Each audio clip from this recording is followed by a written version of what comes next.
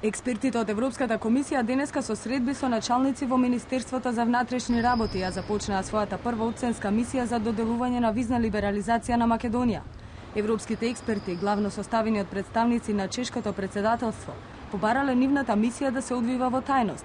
Според информациите до кои дојде Алфа во разговорите со неколку началници од МВР, експертите најмногу се интересирале за безбедноста на личните документи, интегрирањето на граничните премини и нелегалната миграција. Владата очекува мисијата да пројде во најдобар ред, бидејќи Македонија технички е спремна, но невладините организации предупредуваат. Македонија може да добие и негативни оценки, особено во делот на почитувањето на фундаменталните човекови права. Она што е најзагрижувачки е делот за фундаменталните права, бидејќи ние имаме фантом лица, така да ги кажам.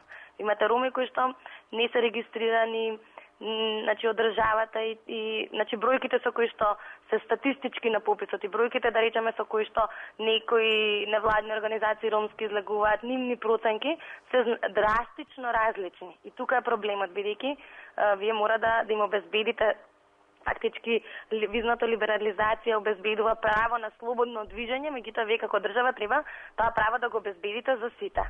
Од друга страна, според Тања Хафнер Адеми од Македонскиот центар за меѓународна соработка, не е доволно само да се констатира дека Македонија е технички спремна во моментов, туку треба да има континуитет во реформите. Генерално сите експерти се сложува дека Македонија во смисла на тие технички погледи и критериуми ја има завршена работа, меѓутоа треба и така постојано да се применуваат, бидејќи у верификационите мисии се вклучени представници на земји членки, можеме да кажеме дека овде сепак има некој политички момент.